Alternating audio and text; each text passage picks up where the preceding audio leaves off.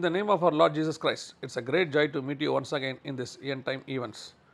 A very important topic today, as many of you might already know, the main event we are focusing on this Israel-Iran war. Let's get into the program. First of all, this war between Israel and Iran is something we had already expected. We have been saying that a war must occur between Israel and Russia as foretold in Ezekiel chapters 38 and 39. This is a prophecy spoken by the Lord through Ezekiel. Among the key alliances mentioned in the prophecy, Persia, Ethiopia and Libya were with them. Persia is listed along with Russia, and we have said many times that Persia refers to present day Iran. Iran and Russia are very close allies. In fact, until around 1984, Iran's major economic lifeline was built upon these petroleum reserves, which were initially discovered and developed by the United States.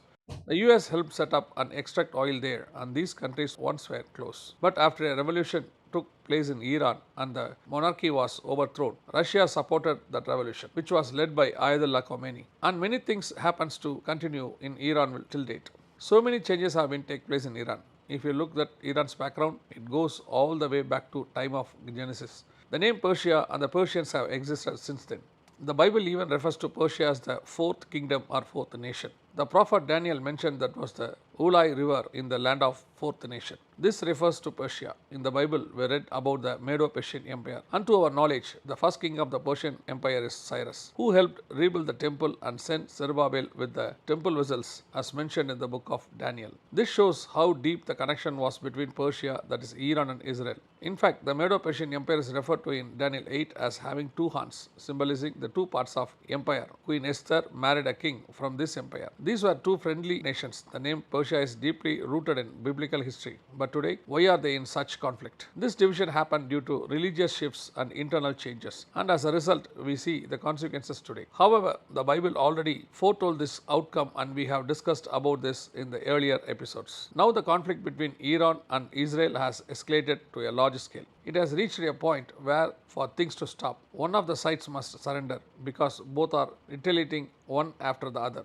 Iran has launched numerous ballistic weapons, and reports say they have been struck Tel Aviv. Israel, on the other hand, has reportedly attacked Iran's nuclear facilities. Israel has been very clear their main target is Iran's nuclear plants.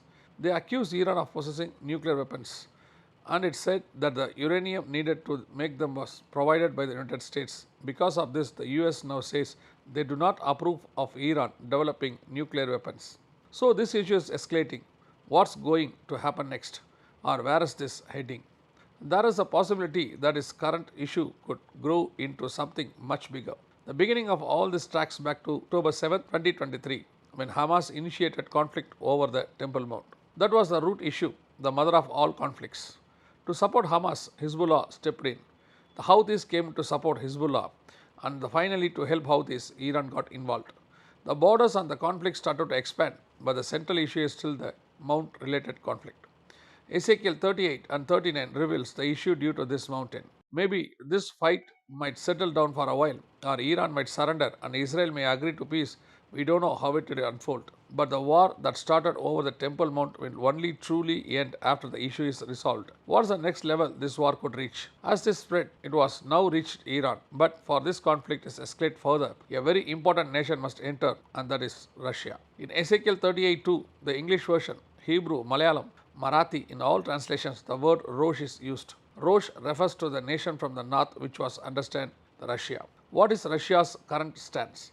Earlier during the Libya crisis under Gaddafi and Syria conflict, Russia issued condemnation because of their close ties. When Gaddafi was attacked, Putin reportedly said, "Why you are attacking my friend?" But more importantly, he also once said, "If you touch Iran, that could spark World War III." So even now, in this present issue, Russia is the only nation that has given a direct condemnation, saying that Israel is acting irresponsibly as per their foreign minister. So at some point, Russia must enter this conflict, and once Russia steps in, the issue will reach the dangerous level. Right now, it's still a two-party war, but if Russia joins, it could turn into a world war. Another important point is that there was a significant proposal issued by the UN against Israel in June, the two-state solution. As we said in the previous episode, something major was to happen after June. That plan was initially proposed by France, but they have now backed away. Supporters like England and Germany have also withdrawn. Now we look at the G7 nations, Canada, the UK, the US, France, Italy, etc.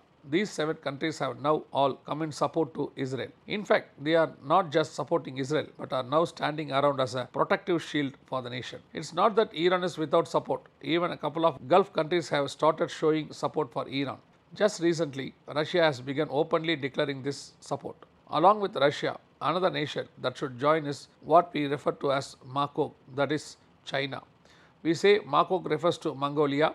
The nations descended from the Mongolian ethnic line are aligning with it.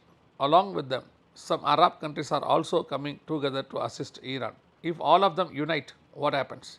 Because now all of them are standing together against Israel. Where is it going to lead as a central point? If you ask when this will escalate to a next level or has the potential to, it's already clearly on the rise.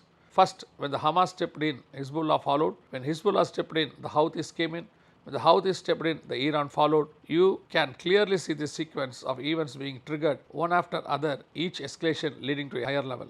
So, it's going to keep escalating like this until the next big trigger occurs. Where will that trigger happen? They will strategically place their hand on a very sensitive spot. It's the Temple Mount, the mountain where the temple once stood. Now observe carefully. Missiles are starting flying over the Temple Mount. Missiles are now being launched directly into the Jerusalem. Where is all this leading? Even if just one missile mistakenly hits the site, or even the tremors caused by the explosions, because the 2 bombs Israel dropped already caused 2.5 magnitude tremors in various parts of Iran. If something like that happens near the Temple Mount, that could be a major earthquake, and this is exactly what we read in Ezekiel 38:19. About a great earthquake. If that earthquake damages the worship site or the mountain itself shakes, it will become an international issue. After that, these nations will split into 2 sides, not east and west, but based on religion. It will divide into Jewish and anti-Jewish nations. This has already begun. If you observe closely, Pakistan has now entered the scene supporting Iran. All these countries are slowly transforming into anti-Jewish nations. As that happens, several major developments will follow. At the same time, this is happening even as we speak. There are reports coming out that in the Pentagon and the White House, Trump and his committee are holding cabinet meetings. They are planning direct support for Israel. If in this scenario, the Arab nations or Russia take a stance against Iran, then these nations will fully divide into 2 opposing camps. But the real trigger will happen at that one sensitive spot. So, what does this mean? We are seeing Ezekiel chapters 38 and 39 unfold right before our very eyes. I want to conclude this episode with 2 verses. What are those 2 verses?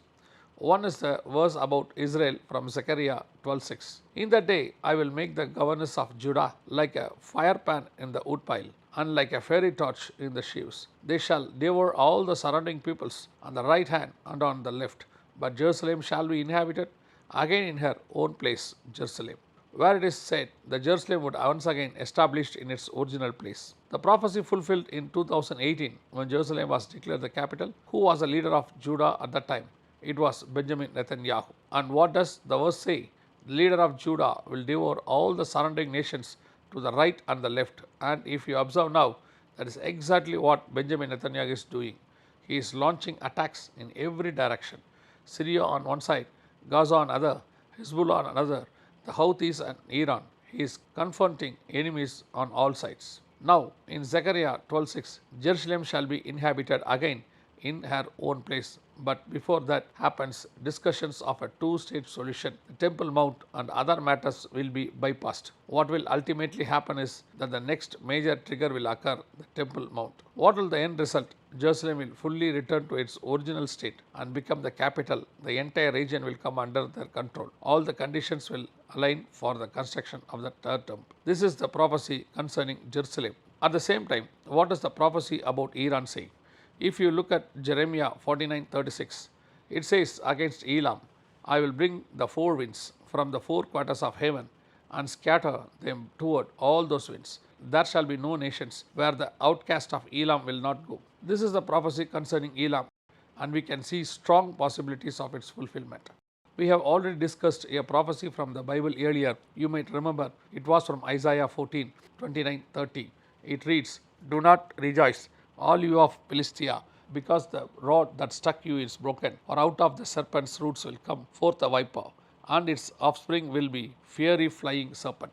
The firstborn of the poor will feed, and the needy will lie down and safely. I will kill your roots with famine, and it will stay your remnant. Wail, O gate, cry, O city, all you Philistia are dissolved, for smoke will come from the north, and no one will be alone in his appointed times. The prophecy was fulfilled concerning Gaza, Philistia. Now Jeremiah 49:36 is beginning to the fulfilled in the Iran, that people will be scattered. Evacuations have already started. The US has told citizens to leave. Israel saying the same now. This is exactly as the prophecy stated. More than 5 million people are excluded from the Iran. So, to recap, Zechariah 12:6 prophecy for Jerusalem, Jeremiah 49:36 prophecy for Iran. All these biblical prophecies are being fulfilled right before our eyes, just as we mentioned in the earlier episodes. Even if there's a momentary calm, it will all lead back to that mountain. What happens next? How will it happen? But one thing you must remember the prophecies. At last days you will hear of wars and rumors of wars. Matthew 24:6. The war Jesus specifically described is Ezekiel 38 and 39, and we are watching it unfold in front of our very eyes. The world is heading toward a very dangerous place, yet the church remains in the state of numbness. It needs to stay vigilant. Don't be like the people during Noah's time. The Lord is coming. The long waiting is coming to an end. The expected things are all reaching fulfillment. Our King is coming. If the Lord's return delays, we will meet again with another update. God bless you.